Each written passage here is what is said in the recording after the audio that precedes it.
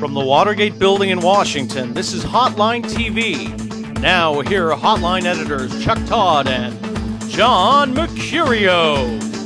All right, we got a pile of hotties to give away in our last Hotline TV of the year. Hello, everybody. I'm Chuck Todd. And I'm John Mercurio. No year-end Hotline TV would be complete without our now infamous rendition of a year-in-review attempt. If you do it twice, it's suddenly annual. Is that the idea? Yeah, pretty much. And it's classic, and it's a tradition. And suddenly it's traditional. And it's our famous, infamous. Now, infamous. All right, so Chuck, fire up the music. This year's highlights, courtesy of Billy Joel. Producer Reed works very hard on this. Producer Reed is not a fictitious really character. Hard on it. He thinks somehow if he gets one of us on YouTube doing this silly thing, he can hold it over our heads for months. But you know what?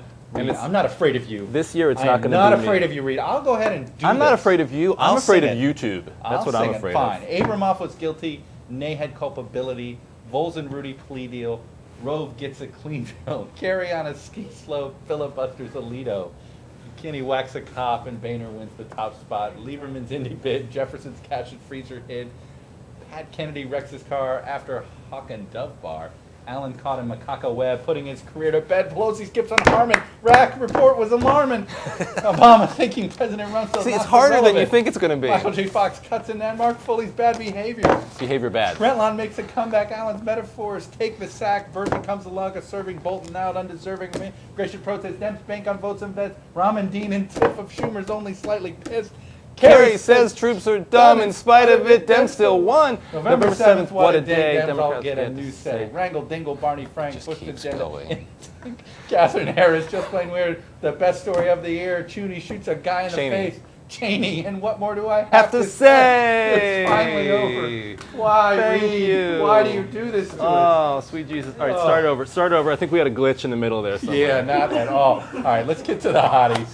We're starting with the most overhyped storyline of the year. John, I doubt anybody's watching at this point. Let's try to get the three nominees of the most overhyped story of the year. All right, the three nominees out there, the most overhyped stories of the year. We have the Kerry Iraq joke. I thought, came right before election year, which you understand why it made such a big deal, why the media. Ruined his career. I mean, the guy's not ever running for president, is he? Career, unbelievable. I mean, he had to delay his announcement, so. And now he's going to Iraq, and the whole coverage of him going to Iraq is the fact that he told this ridiculous joke. Unbelievable.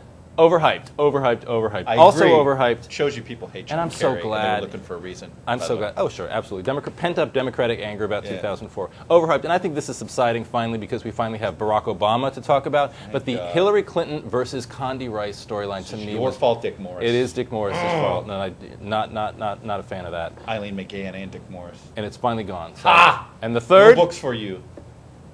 The third. Immigration. Immigration is going to save the Republican Party. Immigration's killing the Republican Party. Well, just immigration is an issue. It just killed Enra Bonilla, and it isn't that big of a deal outside of Tom Tancredo's apartment. I mean, that is it. In his apartment, it is a huge deal. Everywhere else, nobody cares. Right. I know. Bring the letters, whatever. How many races were won or lost on immigration? And well, a few were. We got to be honest. The Henry Bonilla thing, but ultimately, I agree with you. Immigration, those huge demonstrations. Well, the thing is that there's so much organization put into these demonstrations to express the issue, but there isn't the effort put into organizing an actual political force. No, that's right. And that's the problem. And the hottie. Let's give the hottie to immigration. Immigration song. All right. Immigration song. All right. Next, it's the most underappreciated storyline. Chuck, what you got? I got three nominees. We'll start. I know. First, it's sort of the fall of the South. As an overall political battlefield? Yes. Yeah. I mean, in sort of a number of ways. One, we now, the first time in 50 years, that the party of the South is not the party that's in control of Congress. We also have the Democrats had this huge wave, and the one place they didn't do it well was in the South. They basically barely hung on to a couple of Georgia House seats that they will lose next cycle because they because of what little momentum they did have. I mean, basically, the South is ruby red Republican, and Republicans are now a regional party, and the Democrats are a national party without it. I mean, it's sort of, it is over. The South is done. No more, and Virginia's seceded from the South. So that's the negative side for Democrats. The positive is that what this election showed, I mean, you talk to Ed Rollins, and he agrees that the South is really the only base, the only reliable base for the Republican Party at this point around the country, which makes them a very regional force. Right. I mean, it's sort of, this is a huge story that we just haven't, I think, fully appreciated yet. Next one.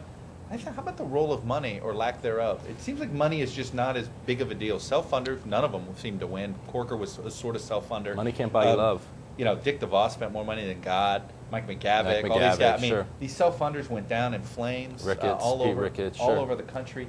But the other thing is, you had guys that couldn't make a fundraising call, and then, Macaca happens, and then money comes rolling in. Frankly, John Corzine is the only one who ever stands out as the actual self-funding funder who wins. The access to money, it's just opened up. It's not just these 35,000 people who can max out anymore. Right. And you're seeing that events can bring money now. And also events, and if you're perceived as a winner or as a front runner, the money will follow. Money just follows. And it's not necessarily that you're perceived as a winner because of your money. You don't have to organize around finding money anymore, the way that used to be. Now you need to organize around creating momentum. In the old days, yes. And third, who do we got? I would say Democratic scandals. This was your favorite. This was my favorite. This is thought it would do a little something. I thought it would do a little something. I thought Republicans would be able to blunt it. Bill Jefferson survived. Right. Democrats. Alan Mollahan. I think there's a different threshold that Democrats have to. Rod Blagojevich, Alan Mollahan, Harry Reid, who wasn't actually on the ticket, but his party gained the majority in the Senate on the back of that. And there's basically a shrug to the idea that Democrats are ethically tainted. They're not in charge. They did a good job. I think Democrats did a good job from the beginning of the cycle of creating this culture of corruption idea for Republicans, and ultimately it ended up working for them. Who are we going to give the hottie to? I guess I'm leaning toward money. I'm agnostic. Money? Yeah. I say the hottie goes to the money story. The money story. All right. I'm Phil Rizzo. The hottie to money. All right, our last hottie of the year comes in one of my favorite categories, the candidate who won, who is most likely to regret ever running in the first place. All right, Chuck, where do we start? I think, it's funny, this is heavy on governors. It's heavy on people with the last name of Gibbs or Gibbons. Yeah, that it is too. But I'm going to start in Illinois. Our man, Hot Rod Blagojevich. This is a guy who had every scandal in the world seem to hit him over the head. And very well may still hit him. Yeah, but he was running against Judy Bartz and Pinkin now. My man out there, Pete Jean Greco, tells me they don't have a recall out there in Illinois. So, he ain't Gray Davis, but this legislature's going to beat him over the head. One more ethical thing, they'll bite him in the tail. He may have a miserable final 4 years in office. Yeah. Shelley Secula Gibbs has got to be. Talk about somebody taking her 15 minutes and just deciding a lot of this is self-inflicted. A lot of it's self-inflicted. Not that the Blaga stuff isn't self-inflicted, but this woman only in office for what, 41 days tops. Total. She's serving out the remainder of Tom DeLay's term. She's done to vote twice. Oh, she's been basically since she's been here. She's made more headlines on sort of gossip blogs than she has in actual newspapers. I think she's going to leave office with ignominy. Nick Lampson just praying this woman is who has to run against in 2 years. That would be great. And then finally, Jim Gibbons and this cocktail waitress. First of all, how's he governor again? Because Nevada didn't find itself getting a case of Dina Titus. We love the Dina Titus joke. I do love the Dina Titus joke. It never gets old because literally on my shoulder from the Dina Titus. But Gibbons, he's sort of already. John Ralston treats him like a laughing stock. I don't know. I love reading the Ralston Flash. Every day, he just mocks Jim and Don Gibbons. Every day, the mocking of those two is unbelievable. They're becoming running jokes in Nevada. The only reason that I think Gibbons might actually survive is that Nevada governors are always so popular. Yeah, Gibbons, whether it's Dick Bryan, Bob Miller, Kenny Gwynn. Great tan. Jim Gibbons had a great tan. They leave office extremely popular for some reason. For some reason, I don't think he will. I got to give it to Shelley. All right, I'll give it to Shelley. I'll give it to because, Shelley. Man, wow. If she hadn't won, she probably would be the front runner in 08, and she probably could beat Lampson and get a full term. Exactly. You're absolutely right. Exactly. You know what? It's the secular. It's the secular talking. All right. There's the final 2-minute warning of the year. Oh, Johnny boy, let's give these last ones out fast and furious. First up, we saw some great hairdos this year. Who had the best one? It's really hard to pick, but I'm going to stick with me. Yeah. Whatever. Hotties, speaking of which, come in all shapes and sizes. So Chuck, who gets your hottie for being a hottie? Tell us who the most attractive candidate or, you know, television pundit was of the cycle? Television pundit. Well, it's not you. Okay. I That's was cool. not. I That's was not cool. eligible for this category. That's cool. Sure you were. Well, I'm just not eligible, and I know. For okay, for obvious reasons. Whatever. Come on, it's Gabby Giffords. I don't think it's close. I mean, she wins in a heartbeat. Gabby Oh, Giffords. I mean, you know, if you're into that. she won. Scott Klebb, he didn't win. All right, we look to the future, John, for the newly elected office holder who you're going to most enjoy covering. Well, easy. Yeah. Well, there's a senator. He's not new. He's been around for 2 years. There's a senator from the land of Lincoln. Could I answer my damn question here? Sorry. Senator from Illinois. Guy named Barack Obama. I think he's got a great future, and I think we're all going to enjoy covering him. You've probably never heard of him. I know you've never heard of the guy, but eventually, I know you want to say John Hall. Go ahead and say John Hall. Answer my question, Hannity. All right, let's give out 2 big ones. Chuck, first, from all across the spectrum at every level of government, who takes the hottie for being Republican of the Year? Wow. Republican of the Year. Still the one. It is John Hall, Still right? the one. Republican of the Year. Ladies and gentlemen, you are the Republican of the Year. You know what do I give it to? Still the one. Still the one. Shut up. Shut up. They hit you in the head. I'm still having fun. And you're still Tim the one. Pawlenty is still the one for this one. He's my Republican of the Year. He won in a blue state. Mark Kennedy was losing at a record number of points, getting blown out by, you know, and Pawlenty won. He's going to be Vice President of the United States. He is good and Pawlenty.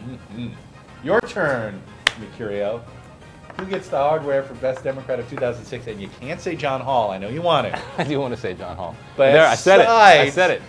John Hall. All right, her name is Nancy, but it's not Nancy Pelosi. It's a woman named Nancy Boyda. My God, she's a Democrat who won in a state that Bush won by 20 points. How the hell did she do it? If she survives, she could change Kansas. And by changing Kansas, she could change the nation. And click your heels 3 times on that one. Bar the door, Katie, bar the door. There's the buzzer, and we proudly take home hotties for the best Hotline TV anchors ever. So take that, Vaughn Burbers. Or Vince Vaughn, I was going to say. Thanks for joining us today and every day. Have a healthy and great holiday. Be safe out there. Remember, if you're riding a bicycle, wear white. You don't get that joke. We'll be back here right after for the new year for another go. I'm still Chuck Todd. And I put the word joke in quotation marks. I'm John Mercurio. We'll see you next time and next year on Hotline TV.